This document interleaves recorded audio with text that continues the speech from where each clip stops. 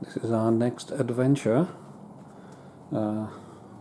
Nasty electrical smell, smells like a blown capacitor or a motor or something. Definitely electrical. Siphoning out the water from the washing machine down the driveway. What fun. I did go online to have a look at various videos of how to take this washing machine apart, and I actually can't find an exact version of it, and every method seems to be different. So I was able to find these pages are diagrams for the repair manuals online, and it is for the exact machine. So I think I'm going to start to see if I can take the front panel off just by removing 2 screws at the bottom. These appear to be 5/16 hex head. You can use a hex head or a screwdriver. I prefer a hex head, it doesn't slip as easily. Undoing the 2 screws and then just pulling it. Does it come out? Yes. Yes, it does. Okay. Notice that nice burned electrical smell. Great. It looks like everything is at the front. There's the main motor on top. There's a pulley on top of the pump, which is at the bottom there. You can tell it's the pump because it's got the hoses. And the belt runs off to the drive plate in the back there, in the middle. 5/16 or 8mm, whichever fits. They're both very close. The splash shield then pops off and leaves you access to the top of the motor. Okay, I'm going to disconnect this part of the wiring harness. There's a retaining clip that you have to push down as you're pulling it backwards. I need both hands though, I think. I don't think I can do it with one. Oh, there it goes. That's the upper one. There's a lower one that's attached to the motor. It's wired right into the motor. Now I'm just testing the motor. Plugged it in and put it on spin. So it should turn if the motor's going to turn. So I'll pull it out. And there's just a buzzing. So either the motor's buggered or there's something stuck in the pump to stop it turning. Okay, I need to take the tension off the pulley, which is on this spring right here. So I'm putting a screwdriver in on the end. And I'm just pulling it backwards and taking it off. I've also got to remove this big spring because it's going to be in the way of these hoses. That's going to be fun. Right, so with this big spring, I'm going to get a screwdriver up underneath here.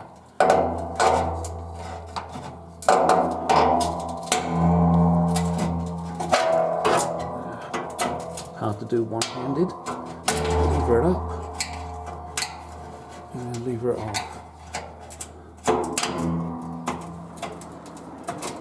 Snapping it, there we go.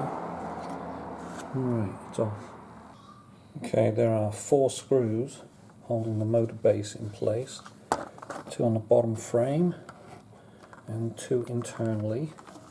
You see one of them there. And there's one on the opposite side. A little hard to see, the pipes in the way.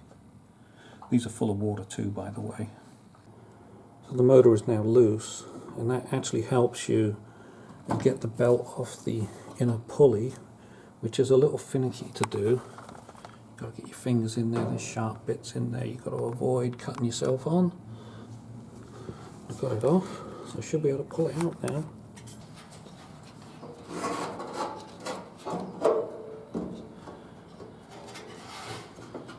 The belt's catching around, there it goes.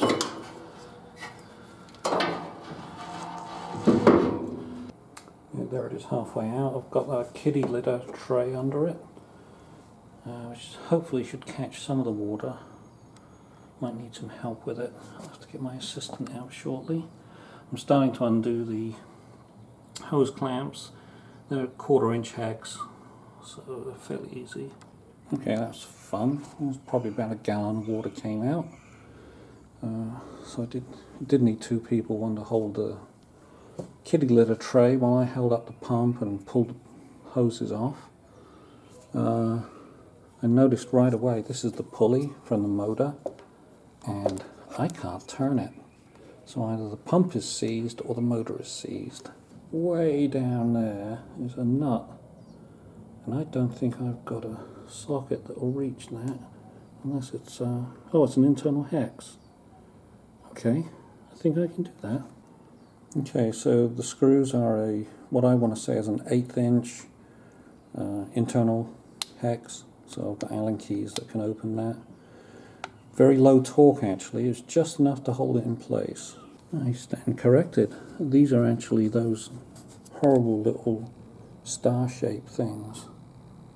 Need a Torx wrench to get in there, and it's a T25 or 2.5. Finally got the pump off by levering it with crowbars, just sticking it in and against the bottom of the pulley. Bottom of the shaft is quite rusty. Look at this, I still can't turn the pulley, but I can turn the pump. So clearly the motor has seized. I wonder if it's got bearings that are fixable. Well, it's not quite seized, but it really is hard to turn. So definitely the motor. So I'm going to take this mount bracket off via these rubber mounts and see if the motor is dismantleable. Well, after taking the bracket off, which is a bit of a trick, I have to bend it sideways, I can't find how they put this together. I think they just glued it. This appears to be like JB Weld or something. It's very hard epoxy. I think it's just glued together. There are no screws joining the two halves, so I cannot take it apart. It's very clever how they did that. There's nothing. Well, let's see if they've got this part number. If they haven't, we're done for.